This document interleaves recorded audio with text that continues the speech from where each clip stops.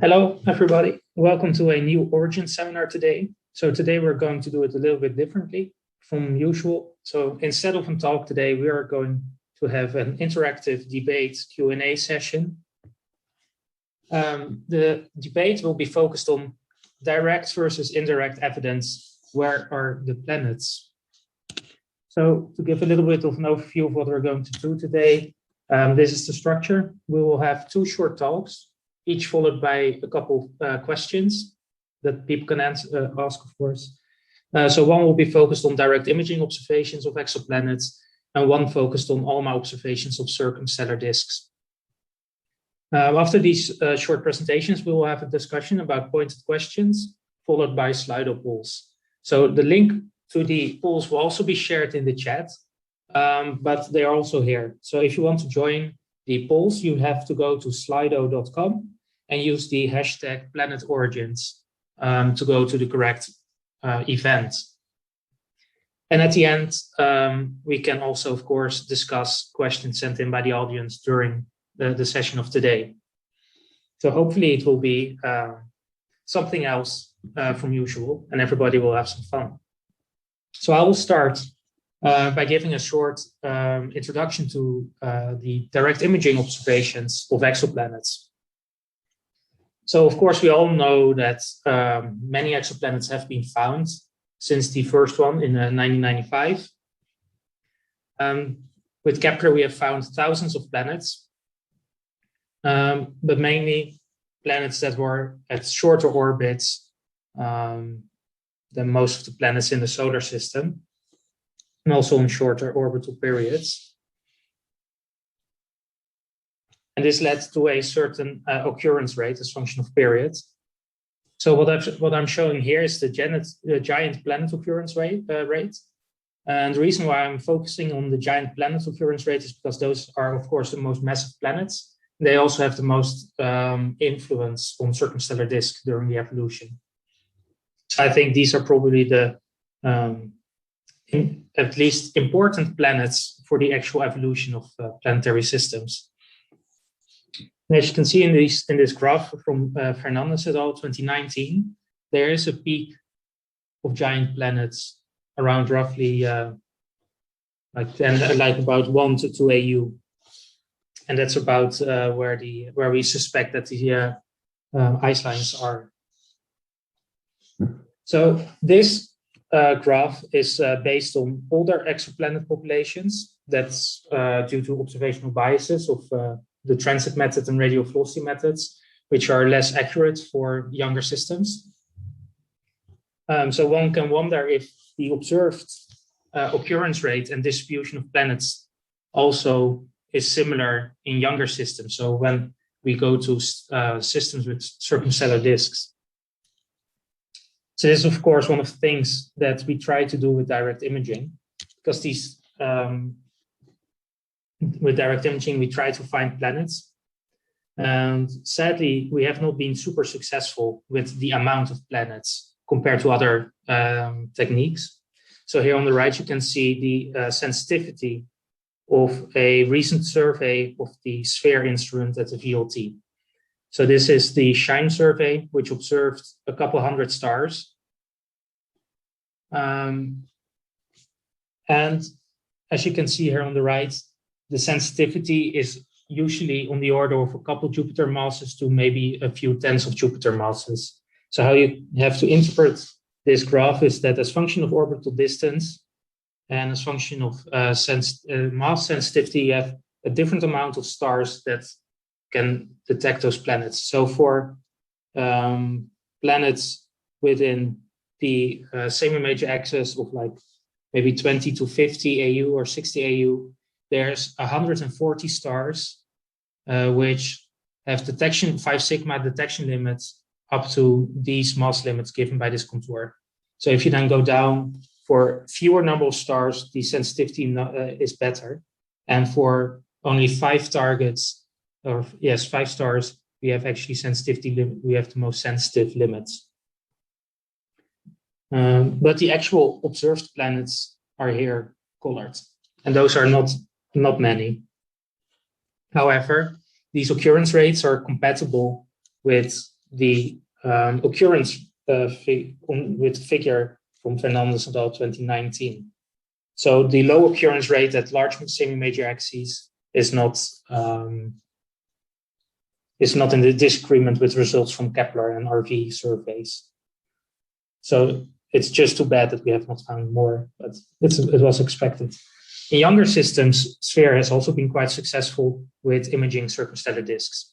So here you can see three circumstellar disks with varying features in them. So on the left, we have spirals, on the right, we have a gap, and in the middle, we have very complex structures. So these have also been direct imaged. And we think that a lot of these structures are caused by planets. But in these young systems where we have detected circumstellar disks, we have only detected planets in a single system with direct imaging. So only in PDS 70 have we been able to detect exoplanets with direct imaging. So here you can see a graph of the sensitivity limit with SPHERE for PDS 66. And as you can see, in most of the region, we are actually sensitive to a couple Jupiter masses. It's only closer in when where the sensitivity is bad. But if we go to a system with a strong circumstellar disk, we can see that the circumstellar disk has a lot of influence on our actual sensitivity limits. So at the places where the disk is, so if I take the scattered image again with it, you can see where the spirals are, where the structure is, we have worse sensitivity. And that's just because the circumstellar disk is there. So if you take these sensitivity maps and you look at all these young stars with circumstellar disks, you can actually make a list of them and rank them based on the estimated perturber mass. So the mass that we expect based on the features that we see, and compare them to our actual sensitivity limits that we found through direct imaging. So the colors that you see here on the right, so the red, the orange, and the blue, they refer to different atmospheric and evolutionary models for exoplanet atmospheres.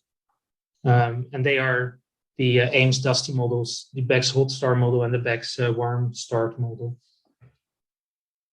So, and as you can see, there's only 6 systems, except for PDS 70, where we, according to the evolutionary models, have been sensitive enough to detect them in certain cases for a couple of the models. And all the other systems, we are not sensitive enough yet with direct imaging. So there's only one planet detected in 6 systems, which is PDS 70b. So it has 2 planets, but only one was found through near-infrared imaging. And in the other systems, we don't have a sensitivity. So does that mean the planets are not there? Or do they have a different evolutionary model than we expect? So based on these 6 systems, the occurrence rate is 16%. And that's, of course, very biased because it's very low, small sample statistics. So maybe I was thinking, how can we improve these detection limits? Because we want to find these planets. So is it possible to gain another factor 2 or 3 in sensitivity with direct imaging instruments? So this is difficult, as I've shown before, is that the circumstellar disk really limits our ability to detect planets. In PDS 70, the second companion was not found in near-infrared imaging because the circumstellar disk was scattering light very close to the companion. So it was very difficult to see it.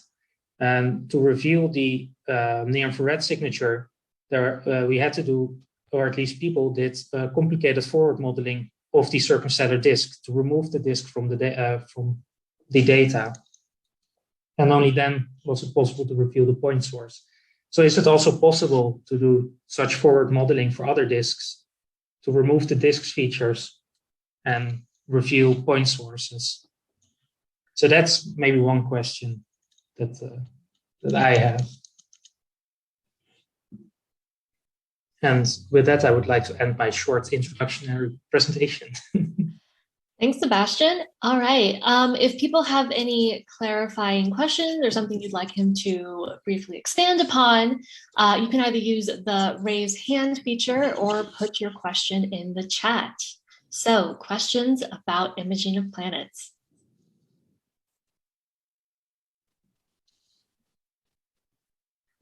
Yeah, Ninka. Hi, thanks for the summary, Sebastian.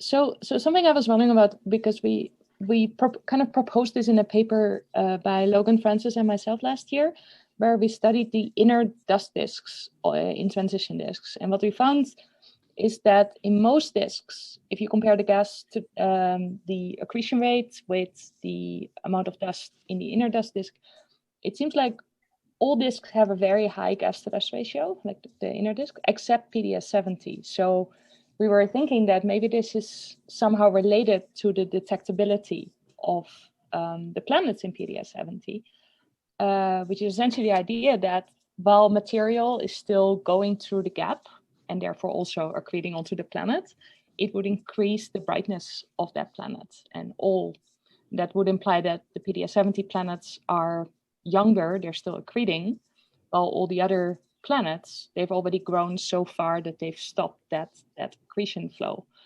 I was wondering if this has been taken into account in any of the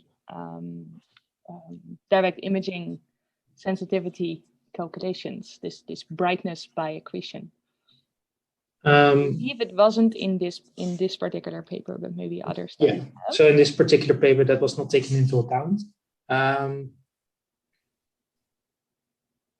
am not quite sure how much actually is taken into account for the other papers. I know that there was a paper by Thomas Stolper on PDS-70, where they tried to, where they said that or at least where they studied the influence of accretion onto the total luminosity.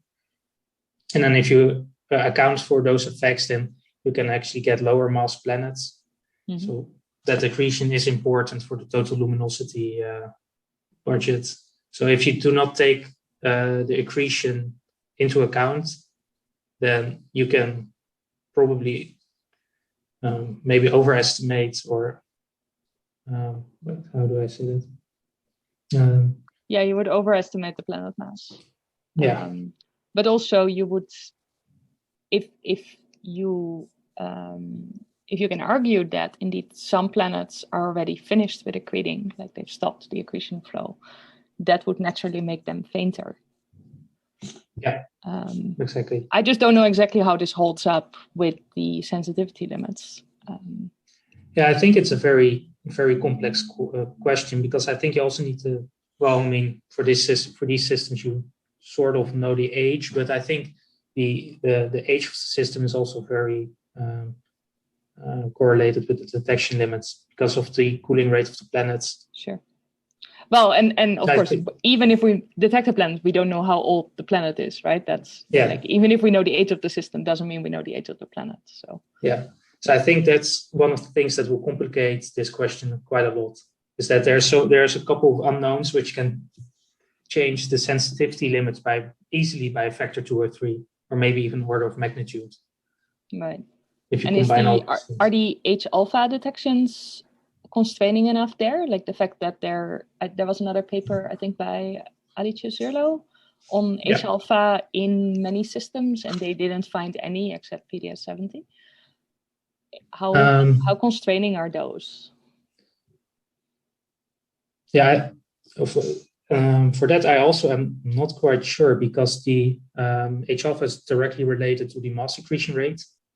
So if you give me a mass accretion rate, I give you a planet mass upper limit, and that's already and that's still also correlated with extinction.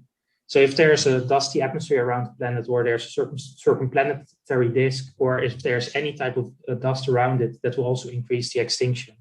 Right. And it's very difficult to constrain that. For PDS-70, G1 tried to constrain that with their very broadband observations, and also with the K-band spectrum they got from gravity.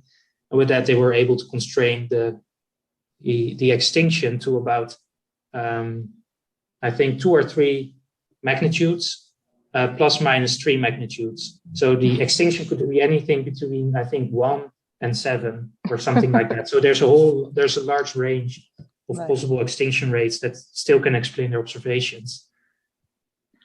All right, we should go ahead and move on. I want to point out that there are some great suggestions in the chat. And then Sebastian, do you want to stop sharing? And then Rich can get set up while Laird asks his question. Yeah, okay. Well, I just wanted to I think the point here is like, this is a bit like when I was an undergraduate, people talking about how it was clear that there were no planets at all because no one had found any planets. You know, I mean, it's all selection effects, and we're only just now getting sort of the tool set together that we can sort of predict maybe where the planet should be. But even then, as Nikki just sort of pointed out, we have a very hard time approximating the intensity of the H alpha emission that we would be able to observe from these planets. But we're a lot farther along the fact that we know that planets actually do produce H alpha signatures. And so that gives us a huge tool to be able to look at. The only problem is that adaptive optics at H alpha is extraordinarily hard. I mean, Sphere, for example, has, to my knowledge, not even detected PDS70b. It's hard to do. The guide stars tend to be faint, and H alpha is extraordinarily hard to do contrast imaging at. It's very blue wavelength for adaptive optics. So we're just starting, and with some of the more powerful systems coming online, like MEG-AOX, you know, we should be able to do better. I think the real trick is, I mean, I have a little paper that I put out this summer that sort of predicts there should be a big population of these gap planets at separations of sort of 100 milliarc seconds. So about half the separation that we were able to observe with PDS70b. I think you'll find quite a few more H alpha planets as a reservoir in there. You know, the outer planet on these big gaps, the outer planet actually could be quite hard to detect because of extinction from either the big stellar disk or even the circumplanetary disk if it's dusty. But the inner planets might be in a much more dust-free environment. So I guess that's all I wanted to comment is that I think H alpha imaging of these protoplanets is going to be really exciting into the future, and we just really have to start actually putting on sky instruments that are designed to do chronography. Remember, none of this work at H alpha has been done with a chronograph even. We haven't even tried using a chronograph at H alpha yet. So this will be a big step forward, I think. All right. Definitely something to look forward to. All right. And then with that, we're going to switch over to talking about protoplanetary disks. So this review is going to be led by Rich T. Go ahead, Rich. Thank you. Yeah, so I've had the hard task to try and cram in everything that we've been learning about disks and potentially planet-disk interactions into 7 or 8 minutes. So I'm going to go very quickly, but please stop me or ask afterwards if there was something that wasn't clear. So with ALMA, we are sensitive to 2 components of the protoplanetary disk. We can use the thermal continuum to trace the large millimeter-sized grains that trace the midplane of the disk. So that's what's given these wonderful images of these gaps and rings and asymmetries. We can also trace the gas of the protoplanetary disks by looking at the molecular emission. So here we see a map of HG163296 being traced by 12CO emission. So with both of these components, we can really provide a very comprehensive view of what the planet should be doing or the structures the planet should be driving within its parental protoplanetary disk. So starting with the dust, we know that one of the main features we should be looking for are gaps and rings. And it's becoming increasingly clear that these planets or these disks seem to host gaps and rings everywhere. So this is a gallery that I'm sure everyone has seen before. This is the results of the D-Sharp survey led by Sean Andrews. And there they found substructures, so primarily gaps and rings in every single source that they looked at. And it's not just this survey that's shown that time and time again. It's been shown that when we look at a disk with sufficient angular resolution, those disks appear to have gaps and rings and in some cases spirals. This is really exciting. It's hugely indicative of a population of embedded protoplanets, but we really don't know where the planets are, or even if they are planets causing these structures at all. And I think a really nice example of how large our uncertainty on here are these 2 disks. So HL Tau is the first disk that we found with gaps and rings in, and then we have AS209 that was observed as part of this D-Sharp survey, and this had this really striking narrow rings in there. And both these systems were able to be modeled very well by including a different number of planets.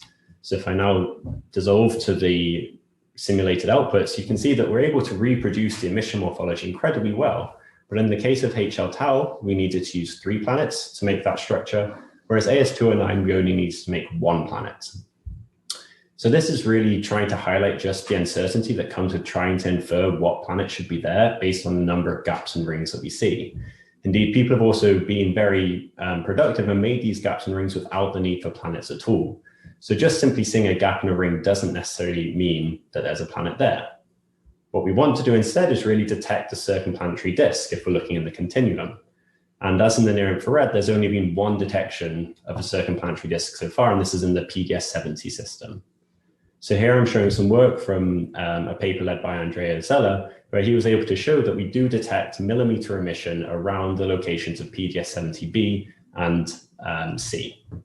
So in this grid of 4 panels, the left 2 panels are showing the near-infrared scattered light emission, and on the right, it's showing the H-alpha emission from Sebastian's paper. In the top row, the contours are showing the ALMA data, imaged with a particular weighting that gives a lot of weight to the spatial resolution. So we have the highest angular resolution we can. On the bottom row, we've relaxed this weighting, and then instead of looking at that increased that sensitivity to larger scale structures. So what you can see in the top row is that PDS-70c pops out nicely. We can spatially resolve that from the edge of the ring, and you can see that there's a very close overlap between where we see the H-alpha emission. When we extend our sensitivity to larger scale structures, you can see that we can no longer spatially resolve PDS-70c, but we do see some structure around the PDS-70b location, but there is this particular offset. So that was a bit of a puzzle. Where we've revisited the system, and this is some work led by Miriam Benesty, where we've reobserved it to try and confirm the presence of these circumplanetary disks.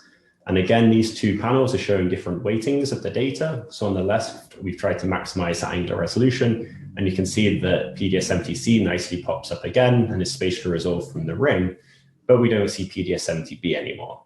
Conversely, when we reweight the data so we're more sensitive to larger scale features, PDS-70b pops up, but we lose PDS-70c. So this is really promising. It does show that we are seeing 7 millimeter emission around the predicted locations of these planets, which is reassuring. But I think it's really highlighting one of the technical issues in doing searches for circumplanetary disks, is that we're trying to find these point sources in a very high dynamic range environment. And really the way that we need to approach this is by looking at different imaging algorithms. So this is something that I think has been really popularized by the Event Horizon telescope. There they looked at many different ways they could image their complex interferometric data when they were imaging the accretion disk around M87. And I think we're going to have to start looking at those sort of techniques and applying them to our protoplanetary disks to really improve our sensitivity to these small point light features. And I just want to highlight there are quite a couple of codes that are either developed or are actively being developed. There's been a lot of work by Simone Casassos and Sebastian Perez in using these sort of techniques in imaging millimeter continuum emission. So I think that's a really powerful thing that's going to come up in the next couple of years. So moving on to the gas component, I think the gas is really great to study because you have this whole variety of molecules that we can look at that are each going to trace different vertical regions in your disk. So here on the left, just a gallery of showing the chemical complexity we can see from the MAPS large program led by Karen Oberg. And on the right, this is just a spectral scan, again, trying to highlight sort of the chemical diversity that we're seeing. And so by having access to this whole suite of lines, we can really look at the physical, chemical, and dynamical structure of the gas, all with the same set of observations. So one of the first really nice predictions that came out to try and locate planets through this was by Ilse Cleves, where she showed that embedded planets, because they're so hot, are going to thermally dissolve frozen out species locally around them. And so she suggested that if we look for peaks or enhancements in the column densities of these species that should be frozen out, we can try and identify where these planets are.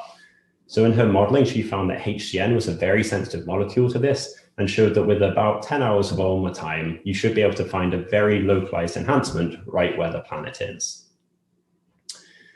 So with these predictions, we've tried to go out and find where these planets are, but rather than finding local overdensities in the emission, we've actually found a lot of spiral structures. So these are two examples of disks. So this is MWC480 on the right in the polar projection.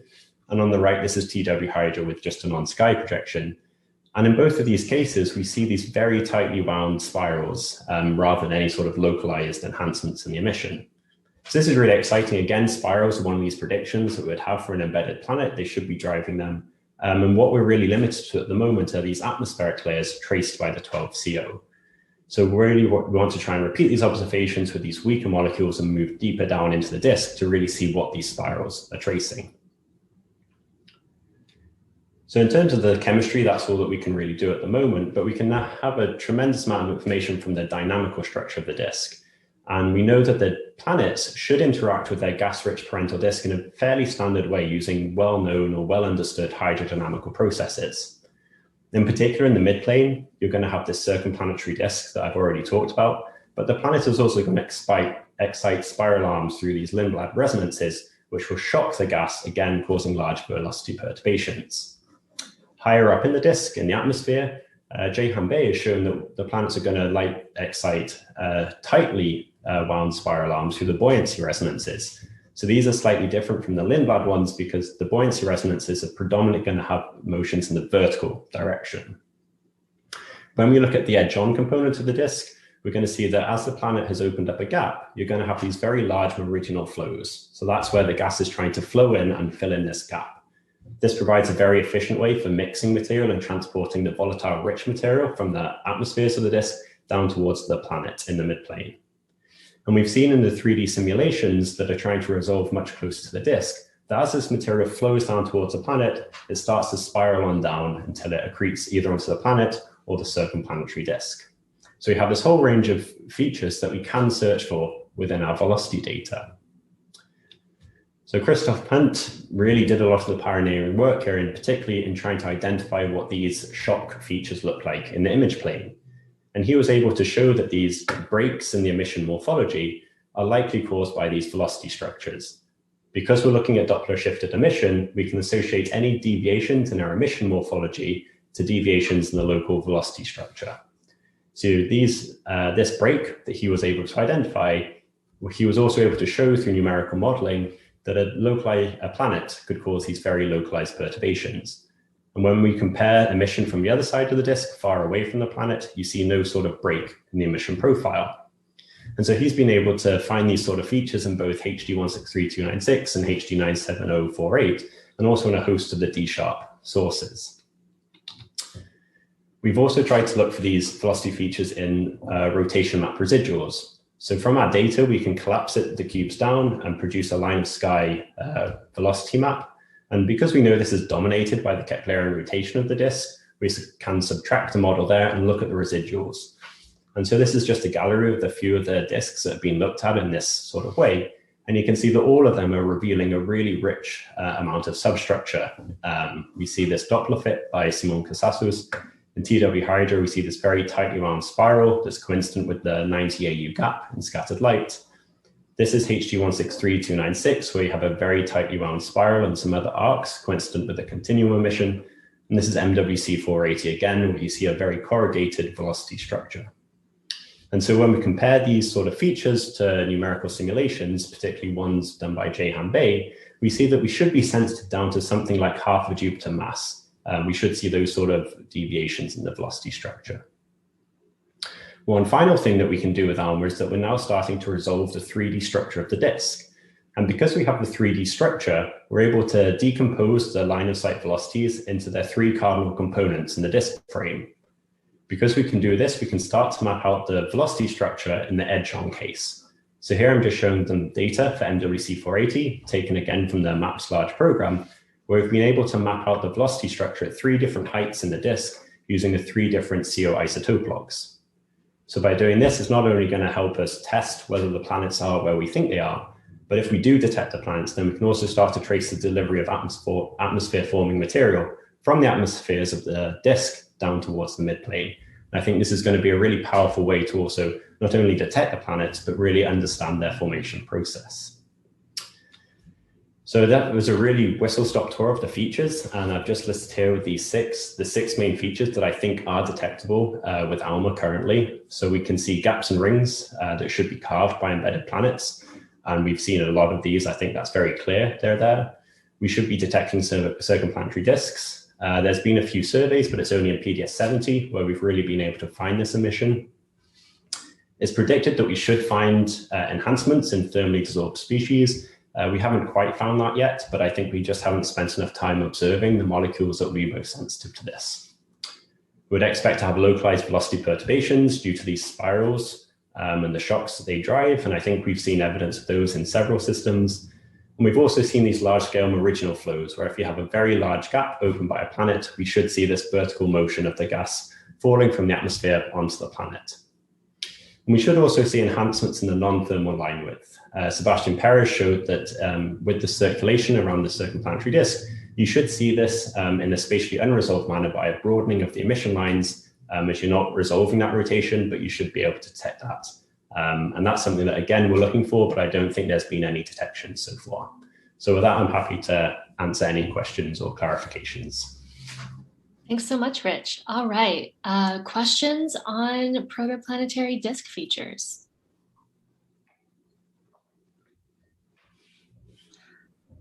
I have one that I don't think you really covered. What about the rings and gaps that we see in the gas species, and particularly that they don't seem to always line up with the gaps in the dust? Is that a problem, like from a theory standpoint, or is that just a sensitivity limited thing? I don't think it's a problem yet. I think there's so many ways that we can create ring structure in molecular emission that is not necessarily related to a gap. So we can have lots of chemistry related issues that will change the abundances, and that will manifest as gaps and rings that I think we need to understand first. So particularly in a gap, we expect there's going to be a change in the temperature structure, maybe in the ionization structure. And I think all of these changes are also going to induce changes in the molecular emission that's perhaps not as well understood as we think we are. So I think there's a huge room for exploration there. All right. Question from Andrew.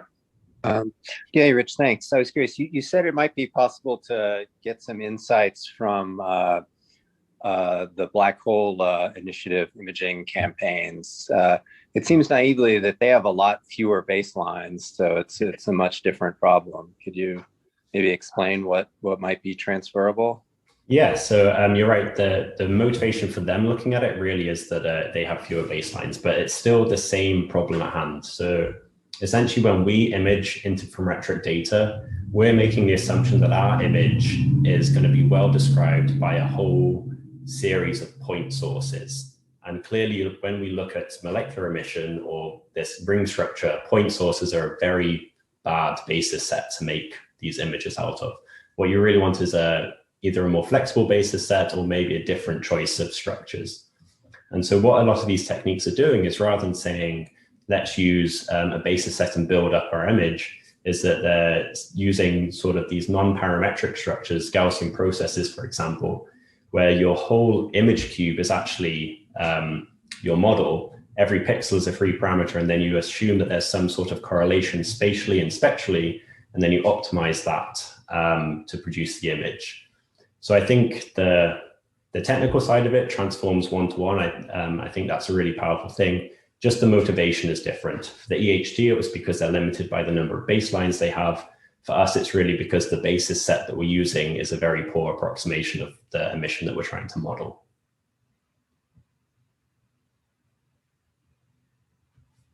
Yeah, thanks a lot. Andrea. Yes, hi. Hello, everybody. Yeah, I would like to also comment about what the question by Andrew, and I completely agree with Richard. I want to point out that one other reason to test different processes to make images is because at the end of the day, when the images that Richard showed, when we can change weighting, we can get different resolution. But at the end of the day, whenever we apply these weighting functions, like we are throwing away data, right now. And so we have essentially we spend a lot of time and money to collect data with ALMA, and then we need to properly weight our data, or sometimes people say sculpting the beam to have a nice Gaussian PSF, and that requires throwing away data, which sounds like a lot of waste of time and money. And so I put a link in the chat for those of you that are interested in these technical details, but you can apply some of these techniques used for the Event Horizon Telescope. And the advantage is that they give you don't throw away any data, right? So you get the maximum sensitivity and possibly the maximum resolution at the same time, which seems like a free lunch. And it's not a free lunch because unfortunately these techniques are very computational expensive. But people are working on simulating, for ALMA data and even for future generation interferometers, like for example the NGVLA. Yeah, so this is actually a very active topic of discussion in the technical community. All right, thank you. Neal. Well, I'm wondering whether a seventh thing could go onto this list, which is outflows. Perhaps young planets. So there are models. So Oliver Gressel has done some, for example, and other people too, where young Jovian planets act a little bit like T Tauri stars, and that they eject high-speed outflows. Yeah, that's a really good idea. That's not something I've really looked at in much detail. I imagine if there's some predictions for that, perhaps you'd need to move to slightly higher frequencies, because I would imagine it would probably be very hot gas that you're tracing there, and these low rotational transitions that ALMA is sensitive to might not be the way to go. But yeah, I think once we have a whole family of these features that we know a planet should be exciting, then we can try and look for as many of them as possible and try and piece together where the planet should be, to try and get the most direct, indirect detection of the planet possible. All right, and then final question from Joan. Sorry, my question is not so much about this awesome presentation, but about the combination of the two. Should I wait until? Go ahead and pose it now, because we're about to move towards more of a group interactive discussion. Okay.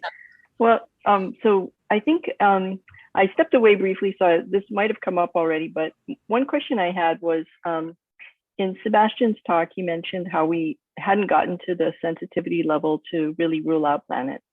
So my question is, if you are counting not only the luminosity of the planet, but also the accretion luminosity, have we gotten to a point where we can say something about the accretion luminosity or the accretion rate onto planets? Is that an interesting question, or not yet?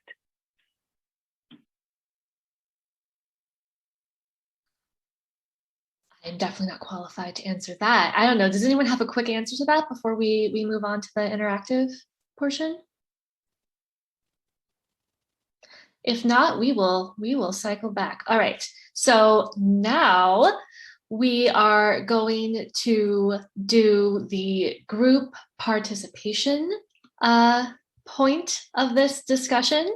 So if you all go to slido.com and search the hashtag Planet Origins, you should be able to see this question and put in your answers.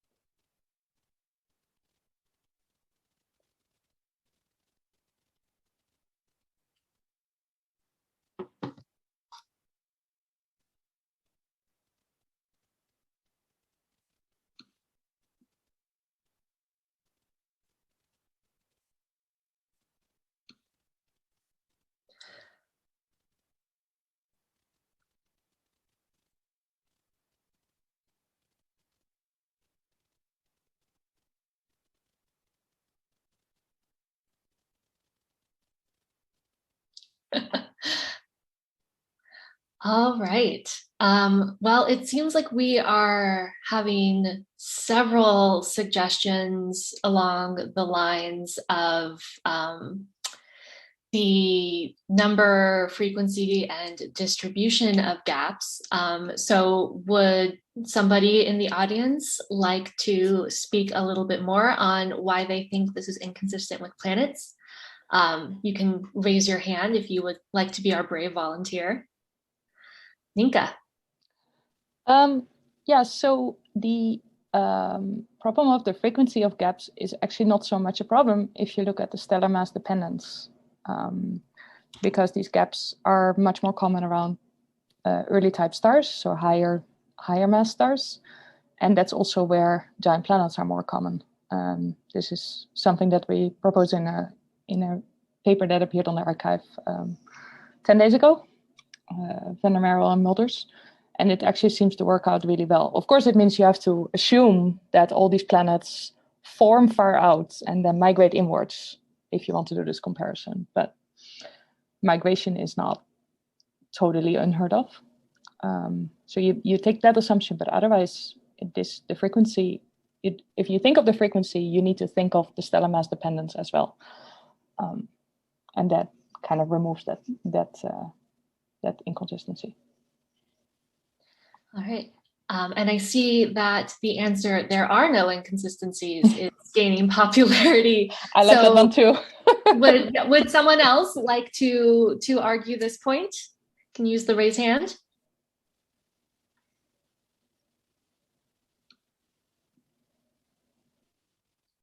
Andrea. Yeah, I think I wrote none.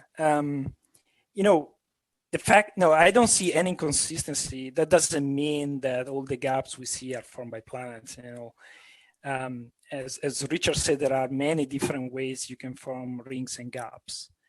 But you know, if you just look at what we know about the dust, I don't think, you know, Nienke talked about the frequency. I don't think there is anything particularly inconsistent with that. The location of the gaps is challenging to explain with planets, but we know that PDS 70 planets are pretty far out, right? And they are giant planets. So clearly, and by the way, we know that there are wide separation planets around star without disks at 100 of EU. We still don't know whether planets form out there or get out there somehow. But you know, nowadays, not crazy to think that you have planets at 100 AU or 60 AU from the star. So, but I think we just don't have, you know, we need to look, going back to the first talk, you know, we need to look for this planet, and, you know, indirect techniques are great, and kinematics perhaps is better than just looking for gaps. But at the end of the day, you want to see the planets. And so we go back to, you know, some high contrast imaging techniques that can take us there. All right. And then would anyone like to speak on the large orbital radii being inconsistent with planets? I know Andrea touched on that a little bit, but anyone else would like to share their thoughts? This is Colette.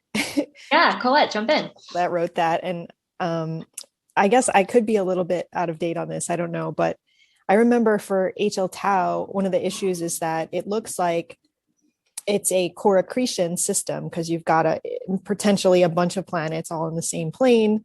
But then the core accretion timescale scales with the orbital rate or with the Keplerian speed. And so once you get out to very far away from the star, the planets get hard to form on those timescales.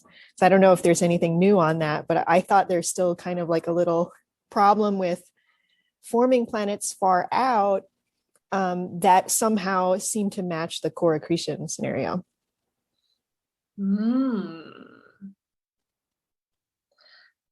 I mean, I'm definitely not a planet formation person, but I will say that we don't really seem to understand how much mass is out there. So maybe that'll help. Andrea. Yeah. Well, I don't have a direct answer to Colette, except saying that, you know, now there have been planets that directly detected with sphere around very young star. So I'm particularly thinking about this survey, what is called the ISIS survey with sphere, where they detected, there is this object, some type or something, where they detected two planets orbiting at one at 100 AU and one at something like 300 AU. The star is 17 million years old, is in this Cosine association. And this planet, they tend to be in, well, we don't know the orbital configuration, but if I understand correctly, they are compatible with stable orbits. And, there is a mounting evidence that there might be some process, for example, maybe, I don't think they cannot have formed through core accretion, but gravitational instabilities could give you stable orbits at large separation. That's my understanding. All right, Kaitlin, and then Ninka. I just wanted to respond a little bit to Colette's question. I think that there are, quite a few ways that have been shown that core accretion at large radii can be accelerated compared to sort of the classical picture from, the 1990s flavored core accretion models, including enhanced growth due to pebble accretion, scattering of cores to larger radii, rapid gas accretion at larger radii. So while, I'd say none of our planet formation models excel at making wide orbit planets, I don't think that wouldn't be my first, the first problem I would highlight with the question of are there planets in the gaps, is the timescale issue. Right, and Ninka. Yeah, I would like to raise the point, like a lot of these planet formation models are still based on very old conditions, disk conditions as we know them, from pre-ALMA, pre-understanding CO depletion, and many aspects like that, dust optical depth. So, and especially the fact that we see gaps even in the early stages, in the class 1 stage, suggests that at least giant planets must form very early. And I feel like a lot of these planet formation models need to be updated to the conditions in that early phase. And we are actually still trying to measure those conditions, but they're definitely different than in the class 2 stage from data from 10 years ago. So I will be very hesitant with saying, oh, we cannot, planet formation models do not match what we're seeing in disk data, because those models are, from what I've seen, and I'll be happy to hear if someone has updated models. But they seem to be a bit outdated. So maybe we should take a look at those models again. I will caution that even though there seems to be a general consensus of many of these features can be due to planets, particularly in the younger systems, maybe they aren't all, because if we already have planets, then what caused the initial concentration that formed the planets to begin with? All right, let's move on to another question that I hope will generate some good discussion. So what can you learn about planet formation from chemical abundances of planet atmospheres? Can you learn anything at all?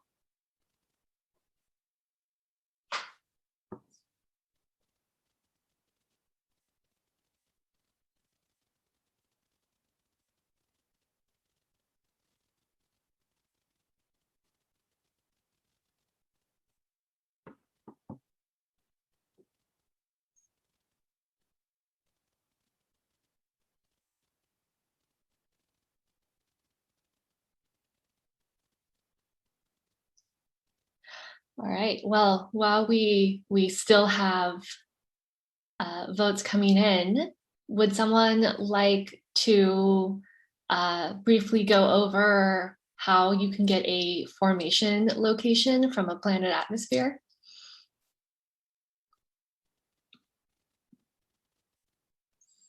So there is the basic, right, Oberg et al. 2011 plot where you look at the C/O ratio in your planet atmosphere, and then you connect that to where it formed relative to the different major volatile ice lines in the protoplanetary disk.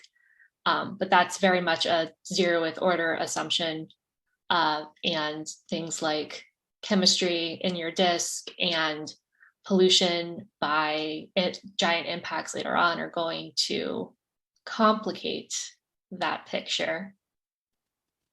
So given that, oh, okay, we have a comment from Enrique Marcellus who says that he can't turn on his mic right now, but that one thing is with frequency of disk gaps, i.e. Nika's paper, which seems consistent with exoplanet demographics. But another one is frequency of gaps on a per system basis, e.g. TW Hydra shows many narrow gaps, and while one planet can create gaps, it sounds reasonable to me that not all gaps are caused by planets. Sorry, that was to the previous question. Typing is slow. Thank you, Enrique. All right, so it looks like we have quite a few people saying formation location. Nika, is this in response to Enrique or to the current poll? I was gonna respond. I actually wanted to respond to what you were saying before about the snow line. Oh yeah. So yeah, sorry. Do you want to go back to the previous question for Enrique's discussion, or? No, I think we're good. Yeah. Okay. No. So like you said, the Oberg scenario is a very 0th order approximation. Something that we've seen in models from Sebastian Greit is that dust transports and chemistry also play an important role. And that actually means that as soon as you get pressure bumps in the disk, you are starting to mess up that whole C/O ratio with respect to the planet location. So formation location can maybe be determined, but you need to think about what effect the planet has on the disk as well. Mm-hmm. I am curious if someone who chose the something else option would like to share what their something else is. Well, that was mine. Oh. What else? What else can we tell?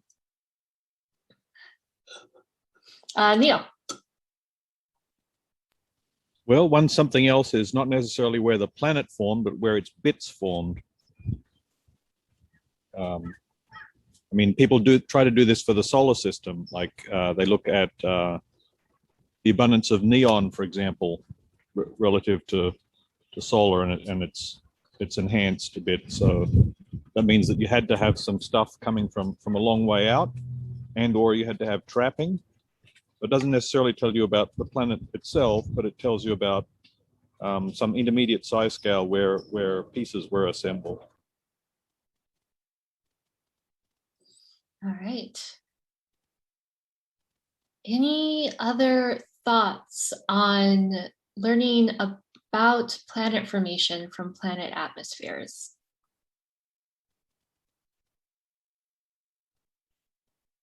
Andrea. Yeah, I think we have to be careful and maybe precise what we mean with atmosphere and what kind of planet we're talking about, because maybe for giant planets there is we can use kind of the approximated reasoning that Karin Oberg did, and you can connect the composition of the atmosphere to the location and maybe time of formation, assuming that you don't have planets processes, and I don't know about that. When you talk about rocky planets, I think the situation becomes much more difficult, because we know that for example on Earth, the atmosphere is not a primordial atmosphere, and then the atmosphere will depend on all the geological processes and outgassing, and then you erase completely. As far as by talking to geologists and planetary science, you kind of erase completely the initial conditions. So, I think we should be careful talking about, you need to think about, not all the planets are the same, right? And not all the atmospheres are generated in the same way. All right, Ben. May I say something? Yeah, I wouldn't to like agree with what Andrea just saying, but I just want to have more caution about even for gas giant planet, the physical mechanism in the atmosphere could change a lot how we see the chemical abundance. Like you can have cloud formation that affect the C2O ratio. You can have vertical mixing that change the chemistry. And I think one of good example is Fortney et al. Paper, 2020 paper that suggests that the quenching in the chemistry, like mixing could change the abundance, what you see in the atmosphere. So I think it is, we could learn something, but we have to be very careful about the possible degeneracy in the interpretation. And yeah, so just additional caution from the point of observation of planetary atmosphere side. All right, thank you. I would like to say something, Gilda, here. Yeah, Gilda? I think that we're now finding various planets that are small, but they have gas atmospheres that have very low metallicity. They're not like Uranus and Neptune, although they may be that mass type and even lower mass. But their atmospheres are very metal poor. So this goes against a lot of things we've been thinking that, and these are planets, exoplanets close to their stars. So they've had atmospheres with a lot of escape, but they're not becoming metal enriched. Is this a formation scenario or an evolution scenario? This is a new kind of planet. We have a paper we've submitted a year and a half ago. Also in the meantime, and other optical and near infrared HST data shows you that the atmospheres are very depleted. I'm talking about, in this case, water abundances. They are very depleted in water compared to what you would expect from all these predictions. So just to point that out. All right, thank you. All right, let's move on to the question that Joan posed earlier, which is, are direct imaging searches for planets able to constrain planetary accretion rates? And it seems like it's a race between only sometimes and yes. So if somebody who answered only sometimes would like to tell us what that sometimes entails.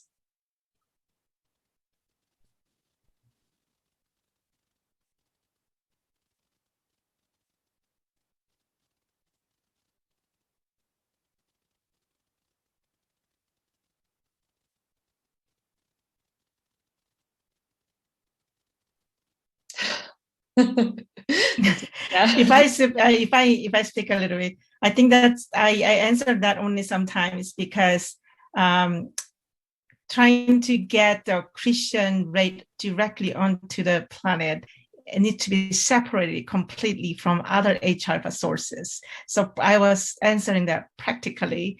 There's something going on with the stellar accretion in H-alpha due to the other activity from young disks. So if we could completely actually separate all different H-alpha sources, then the answer would be, I think, yes. But right now, practically, I think it'll be a combination of something more than the planet accretion rate. All right, Jean-Baptiste? Yeah, I mean, I don't know if you, but H-alpha is not the only, not the only way to probe the accretion rate, right? And there are a bunch of surveys that have been done in the near infrared, and yeah. All right. Well, we are at our time. I'm just going to throw up one more poll because I think it's a good note to end on, which is just what observations or models are needed next for us to understand these really young planets. So feel feel free to put in your answers, stick around for a couple minutes. If you have to go, that's fine. Thank you all so much. I think this went really well, and it couldn't have if we didn't have people participating. So thank you.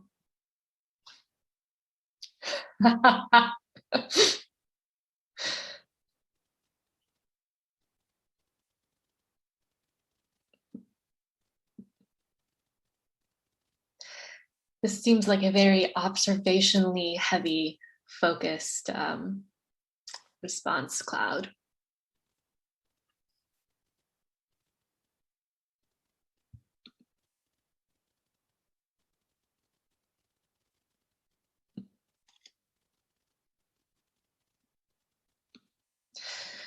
So for everyone who's still here, how useful is JWST actually going to be for observations of planets with gas-rich, that are like coexisting with gas-rich disks? Is that going to be difficult?